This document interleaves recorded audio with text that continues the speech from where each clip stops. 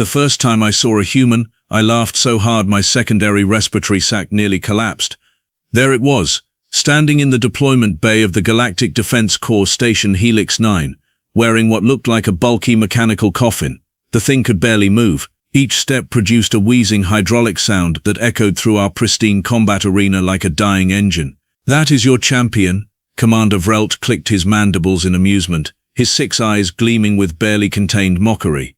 That pathetic creature in its primitive exoskeleton. I was Tactical Officer Kress of the Valorian Elite Guard, 3rd-generation warrior caste, trained since my first molt in 17 times standard gravity. My platoon, the finest soldiers from 12 systems, had gathered to witness this so-called integration exercise. Humans had just been granted provisional membership in the Galactic Defense Corps, and today marked their first joint training operation. The human inside the suit turned its head toward us. Slowly, painfully slowly. "Name's Jackson Mills," the translator crackled. "Ready when you are." My squad erupted in laughter. Even the normally stoic Hravians, those massive boulder-like warriors from the heavy world colonies, were rumbling with amusement. The sound filled the chamber like thunder. "Ready?" Vrelt slithered forward, his serpentine lower body moving with liquid grace. "You can barely stand, soft thing. How exactly do you expect to complete the combat course?" The human named Jackson Mills said nothing. I could not see his face through the reflective visor, but something about his stillness bothered me. It was not the stillness of fear, it was something else. "Perhaps we should lower the gravity," suggested Prin, my second in command. Her 4 arms crossed in a gesture of pity. "The poor thing might actually complete the first obstacle if we reduce it to, say, 0.7 standard." More laughter, cruel perhaps, but honest. We had all seen the intel reports. Humans evolved on a backwater planet with barely 1 standard gravity unit. Their bones were hollow compared to ours, their muscles weak, their entire physiology screamed fragility. "Negative," Vrelt commanded, though his tone carried amusement. "The exercise parameters remain unchanged. 2 standard gravities, standard combat loadout, 5-kilometer obstacle course through variable terrain. If humanity wishes to join our ranks, they must meet our standards, not the other way around." "Understood," Jackson Mills replied.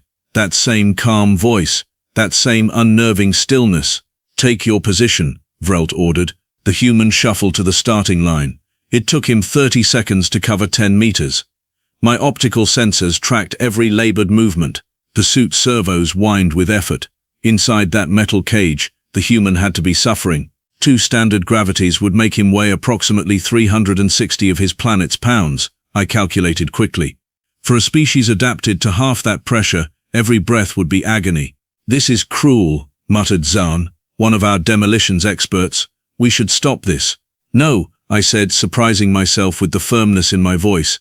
He volunteered. Let him try. The course stretched before us, a nightmare of obstacles designed to test the absolute limits of military personnel, climbing walls that shifted their angles mid-ascent, barricades that had to be vaulted at full sprint, trenches filled with adhesive foam, suspended platforms over electromagnetic fields that would disable any powered assistance technology, and all of it under 2 standard gravities of crushing pressure. The starting beacon flashed green. Jackson Mills stepped forward and fell. The laughter became deafening. Even I felt my vocal sac vibrate with amusement. The human had lasted exactly 3 steps before collapsing face first onto the rubberized floor of the arena. His suit made a pathetic scraping sound as he tried to push himself up. "Magnificent," Vrelt hissed, sarcasm dripping from every syllable. "Truly, we are witnessing the birth of a legendary warrior."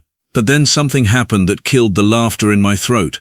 The human stood up. Not quickly, not gracefully, but he stood, and he took another step, then another. "What is he doing?" Prine whispered. "Failing," Vrelt said, but his voice had lost some of its certainty. Jackson Mills reached the first obstacle, a 15-meter vertical wall with handholds spaced at intervals designed for our physiology. For someone in his gravity suit, under double standard pressure, it should have been impossible. He grabbed the first handhold. "He will never make it past the 3rd meter," I stated. It was simple physics. He pulled himself up. The suit's servos screamed.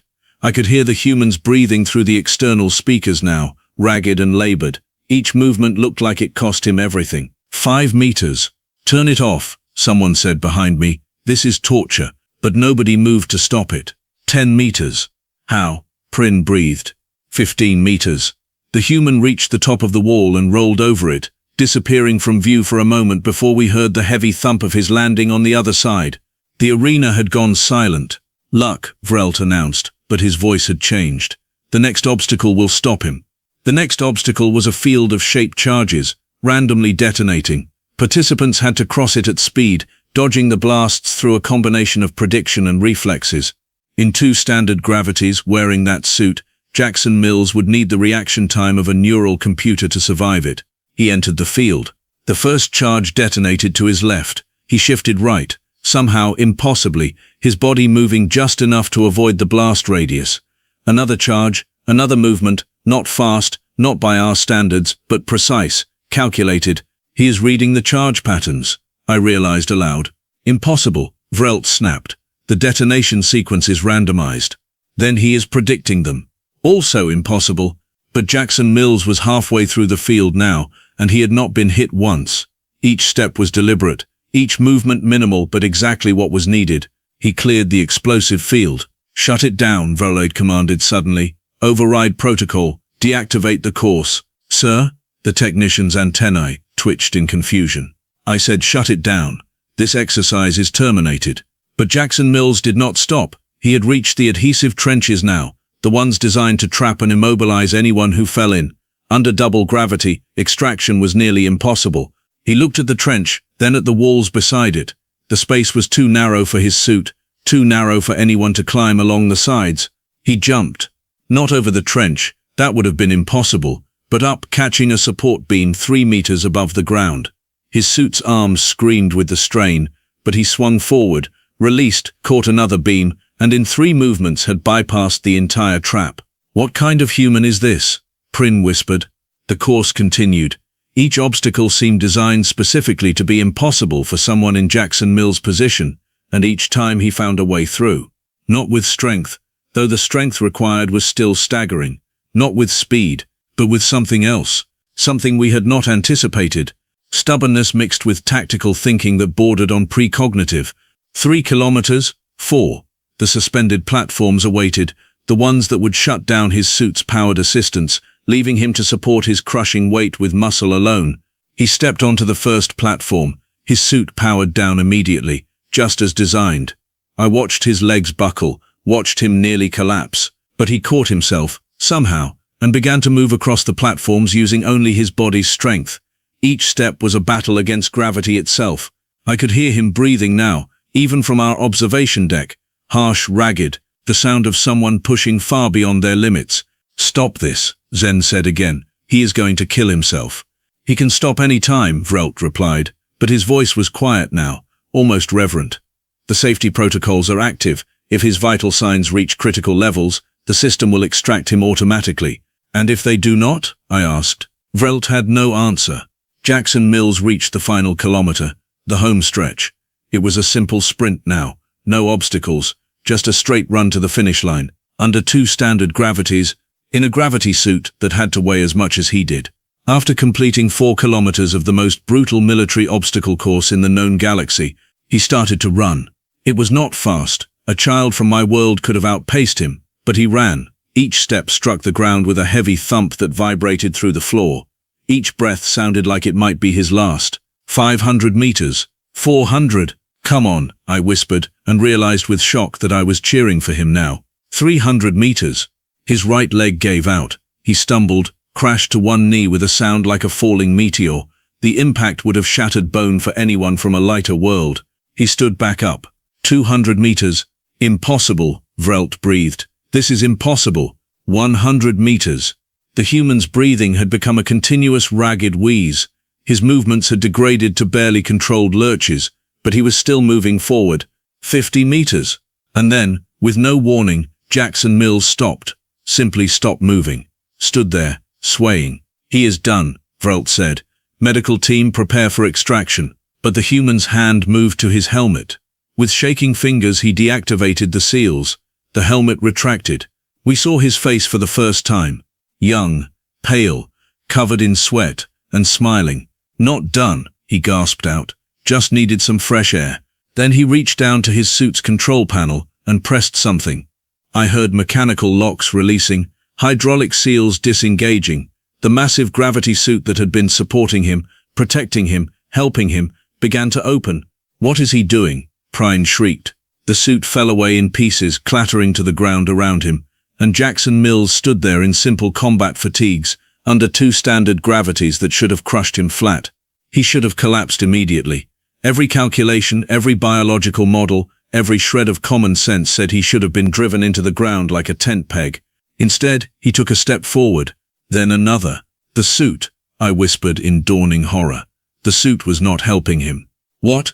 Vrelt spun to face me. "Look at its configuration. Look at the hydraulic resistance parameters. That suit was not reducing the gravity load. It was increasing it."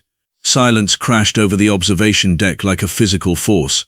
"How much?" Vrelt asked quietly. I ran the calculations through my tactical computer, checked them twice, checked them a third time because I could not believe the numbers. 4 standard gravities, I said. He was training under 4 standard gravities. The suit was making it harder, not easier. We watched as Jackson Mills walked the final 50 meters to the finish line. Each step was steady now, measured, under what was for him a light load. He crossed the line and turned to face us. His smile had widened. "Sorry about the slow time," he called up, his voice carrying clearly in the shocked silence. "Still getting used to the extra weight. Give me another week and I will beat your record, Commander." Vrelt's mandibles had frozen in mid-click. Around me, I heard the sounds of my squad, the finest warriors in 12 systems processing what they had just witnessed. "One question, human," Vrelt finally managed. "Why?" Jackson Mills stretched, his joints popping audibly. "Because where I come from, we have a saying. If you want to be the best, you do not train at the level you want to reach. You train above it, way above it." "But 4 standard gravities," Prin protested. "That could have killed you." "Could have," the human agreed cheerfully. "But it did not. And now 2 standard Gs feels like a vacation." He started walking toward the exit, stopped, turned back. "Oh, and Commander, about that integration program? I am just the advanced scout. The rest of my unit arrives tomorrow. All 300 of them. If you want, we can do the exercise again. Maybe make it more challenging this time." He left. The door closed behind him with a soft hiss. For a long moment, nobody spoke. Then Zen voiced what we were all thinking. "We are going to need a new training program." I looked at Vrelt. The commander's 6 eyes were all focused on the door the human had exited through, his expression unreadable. "Commander?" I prompted. He turned to face me. "Cress, you know what the worst part of this is?" "Sir." He called this a warm-up. The next morning, I arrived at the training facility 3 hours before dawn cycle. I had not slept. Every time I closed my eyes, I saw Jackson Mills standing under 4 standard gravities, smiling like he was out for a pleasant walk. The observation deck was already occupied. Vrelt stood at the main viewport, his serpentine form coiled in a posture I recognized as deep thought. Prin sat at a terminal, reviewing data streams. Zen was doing weapons checks on equipment that did not need checking. The rest of my squad filtered in silently, unusually subdued. "Early start?" I asked, approaching the commander. "Could not sleep," he admitted. "Kept running probability models. Kept telling myself what we witnessed yesterday was a statistical anomaly, one exceptional human among billions. And then I accessed the human military records that just came through." He pulled up a holographic display. Personnel files scrolled past, hundreds of them, test scores, physical assessments, combat simulations. Every single one showed numbers that should have been impossible. "These cannot be accurate," Prin said from her terminal. "According to this, the average human recruit can withstand sustained periods at 3 times their native gravity. Their special forces regularly train at 5 times. They're zero-gravity combat specialists." She trailed off, her 4 hands hovering motionless above the controls. "What about them?" I pressed. "They train in variable gravity environments that cycle from 0 to 6 standard gravities in random intervals, for hours at a time, while engaging in full combat exercises." Zen set down the plasma rifle he had been inspecting. "That would kill most species through gravity shock alone. The sudden transitions would rupture organs, collapse circulatory systems. Humans call it adaptation training," Vrelt said quietly. "They have been doing it for over 200 of their years." The doors to the facility opened. I felt my respiratory sacs constrict as 300 humans marched in. They were not wearing gravity suits, Just standard combat fatigues, light armor, and enough weaponry to outfit a small assault force. They moved in perfect formation, their steps synchronized despite the two standard gravities pressing down on them. At the front of the formation walked Jackson Mills, looking refreshed and energetic. Behind him strode a woman who made him look small. She stood nearly 2 full meters tall by my estimation, with shoulders that seemed carved from stone, and an expression that suggested she ate Durasteel for breakfast. "Commander Vrelt," she called out, her voice booming across the arena. "Captain Diana Russo, Human Special Operations Division. My boys and girls are ready for orientation." Boys and girls. She called these hardened warriors boys and girls. Vrelt descended from the observation deck, and I followed with the rest of the squad. Up close, the humans were even more intimidating. They did not have our size. True, the tallest barely reached my shoulder, but there was something in their eyes, something predatory and alert, that made my combat instincts scream warnings. "Captain Russo," Vrelt greeted, his diplomatic protocols kicking in despite his obvious unease. "Welcome to Station Helix 9. I trust your journey was comfortable?" "Comfortable enough," she replied. "Though your transport ships could use better gravity stabilizers. We spent most of the trip at 1.3 standard, which gets boring after a while." "Boring." She called sustained high gravity boring. "I see Mills already gave you a demonstration yesterday," Russo continued, glancing at Jackson, who had the decency to look slightly embarrassed. "Kid gets enthusiastic. Hope he did not scare anyone too badly." "Scare is not the word I would use," Vrelt said carefully. "Surprise would be more accurate." Russo laughed, a sharp bark of sound. "Right. Well, we are here for joint operations training, so let us get started. What have you got for us?" "We were planning a standard integration protocol," Vrelt began. "Familiarization with our equipment, cultural exchange seminars, basic combat drills in controlled environments." "Boring," interrupted a human male from the third row. He was shorter than the others, stocky, with a face that looked like it had been used to hammer nails. "We did not travel 4 months through slipspace for cultural exchange seminars, Commander." "Sergeant Marcus Webb speaks bluntly," Russo said with a grin, "but he has a point. We came here to train, not to sit through orientation videos." Vrelt's mandibles clicked in agitation. "Captain, with respect, our training protocols are designed for species who have been part of the Galactic Defense Corps for generations. They are extremely demanding." "Perfect," Russo said. "You do not understand. Yesterday, your soldier Mills completed our advanced obstacle course, yes, but that is merely the entry-level qualification. The actual training involves live fire exercises, hostile environment survival, close-quarters combat against opponents who outweigh you by hundreds of pounds." "Sounds great. When do we start?" The silence that followed was absolute. Even the facility's environmental systems seemed to hold their breath. "Captain," I stepped forward, my training overriding my shock. "I am Tactical Officer Kress. Perhaps you do not fully comprehend the danger level we are discussing. In the past cycle alone, we have had 17 major injuries in routine training. 3 soldiers were hospitalized for organ damage, and those were experienced veterans of multiple campaigns." Russo turned her attention to me. Her eyes were a startling shade of blue, like the ice fields of Hravov 7. "Kress, is it? Let me tell you something about humans. We evolved on a planet that actively tried to kill us every single day. Predators that could tear us apart. Diseases that could wipe out entire populations. Weather patterns that could freeze or roast us depending on the season. We did not have claws or armor plating or natural weapons. You know what we had?" "What?" I asked, genuinely curious. "Spite," she said. "Pure, concentrated stubbornness. We looked at a universe designed to kill us and said, not today. So yeah, your training sounds dangerous." "Good, we like dangerous." A human near the back raised his hand. "Question, Captain. Are we authorized for full loadout or training weights?" "What is the difference?" Prin whispered to me. Jackson Mills heard her. "Training weights are about 40% heavier than our standard combat gear. We use them for conditioning." 40% heavier, Prin repeated faintly. "Of course you do." "Training weights," Russo decided. "Let us not embarrass ourselves on the first day." Vrelt looked at me. I looked at Zen. Zen looked at Prin. None of us had any idea how to process what was happening. "Very well," Vrelt finally said. "If you insist on proceeding directly to advanced training, we will accommodate you. However, I must warn you that the injury rate will probably go down once we start showing your people proper technique," Russo interrupted. No offense, Commander, but we have been reviewing your combat doctrine. You rely too much on physical superiority and not enough on tactical flexibility. I felt my spine ridges stand up in offense. Our combat doctrine had been refined over 10,000 years of warfare across 100 worlds. Who was this upstart species to criticize it? Perhaps a demonstration is in order, Vrelt said, his voice tight.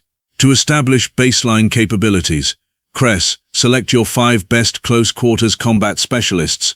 I did not hesitate. Thurn, Vex, Moran, Kix, and Prin, front and center. My 5 best warriors stepped forward. Thurn was a Hravian heavy worlder, 2.5 meters of muscle and bone. Vex moved like liquid mercury, a Solarian ambush specialist. Moran had won the sector championships 3 years running. Quix could strike 17 times in the span of a single heartbeat, and Prin was my second for good reason. They would destroy these humans. 5 of yours against 5 of mine, Russo said. Non-lethal weapons, standard sparring protocols, first team to disable all opponents wins. Agreed, Vrelt said. Russo turned to her formation. Mills, Webb, Patterson, Liu, and Kowalski, give them a show. 5 humans stepped forward.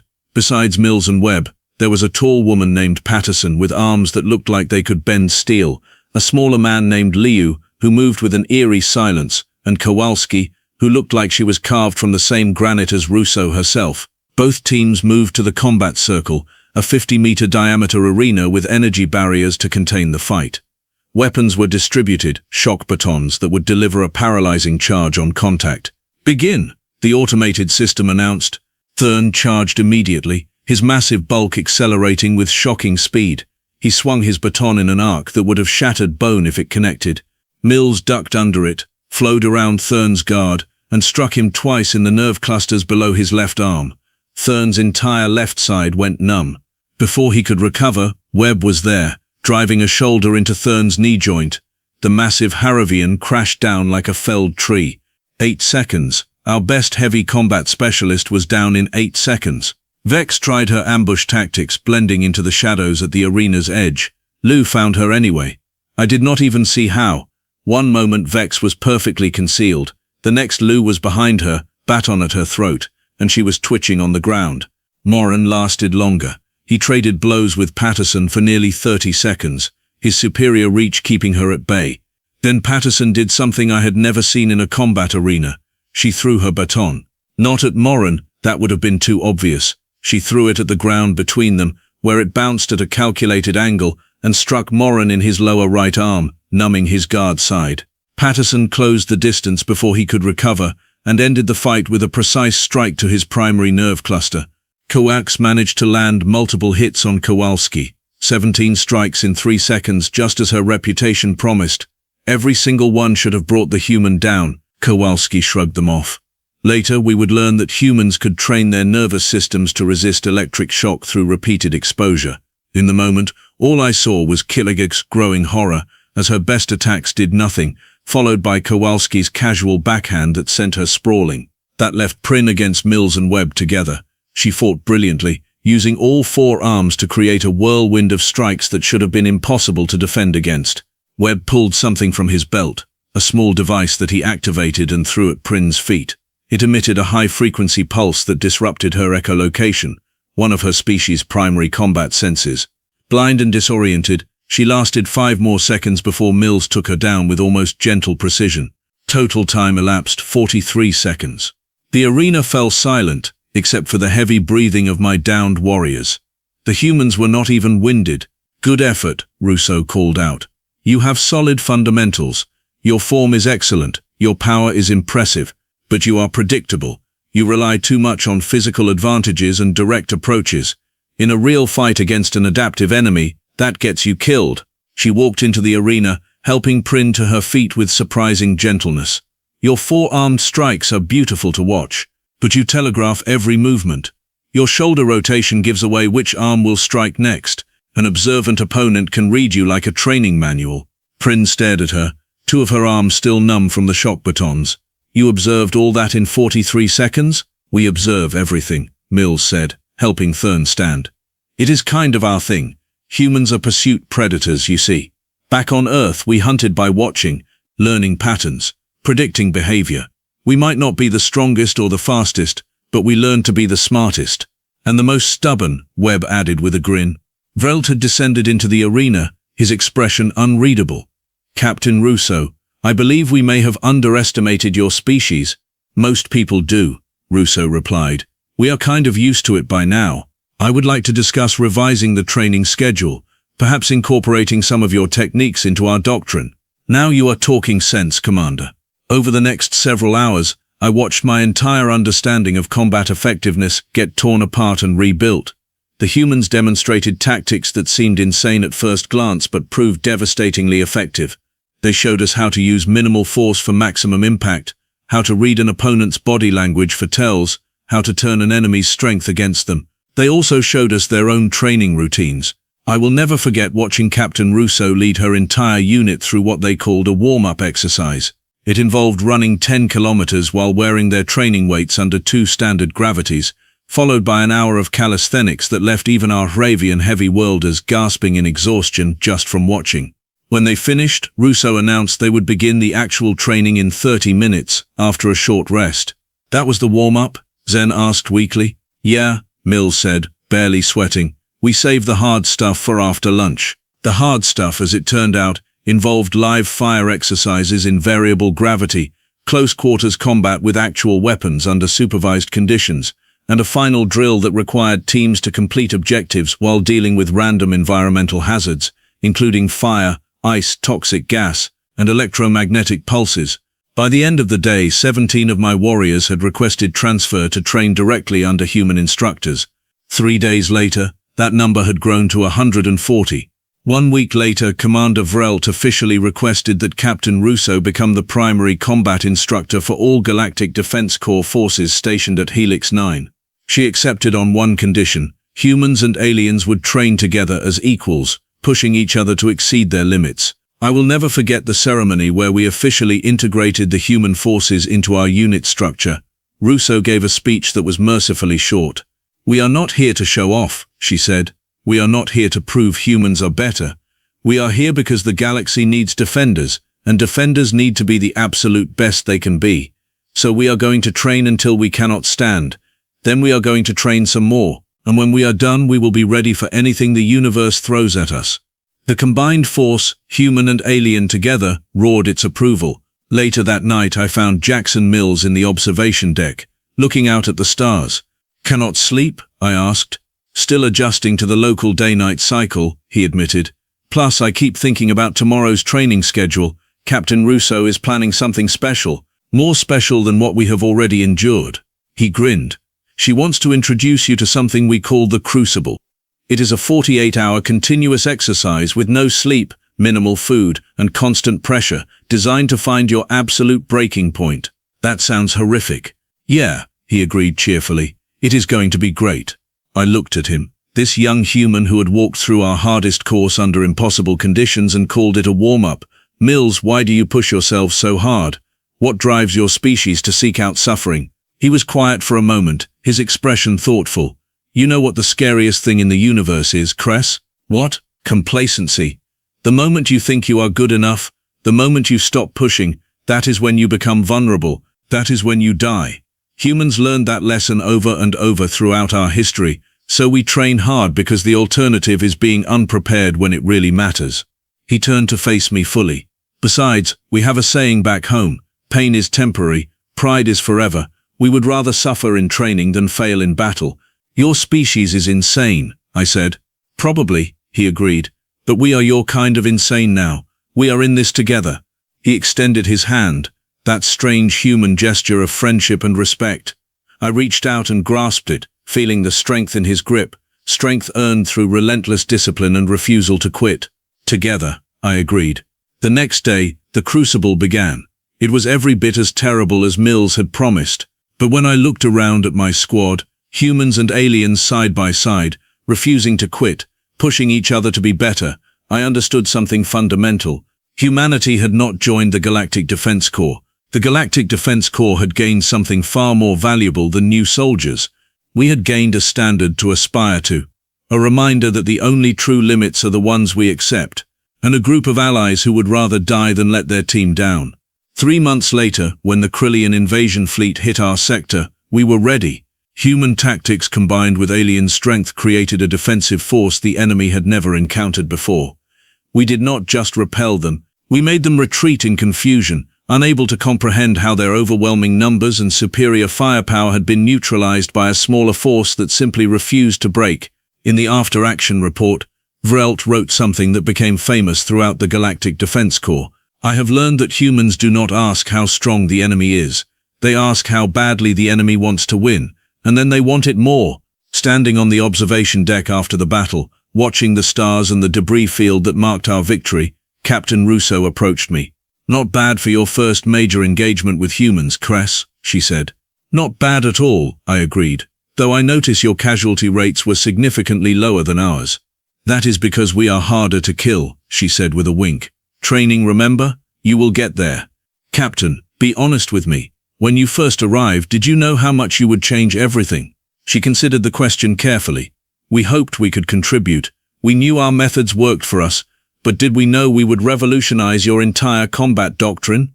No. That is all you guys. You were willing to learn, willing to adapt. That is what makes a great warrior, Cress. Not strength, not speed, the willingness to grow." She clapped me on the shoulder, a gesture that would have broken bones before I started human training. Now it just made me smile. "Get some rest," she ordered. "Tomorrow we start advanced zero-gravity combat training."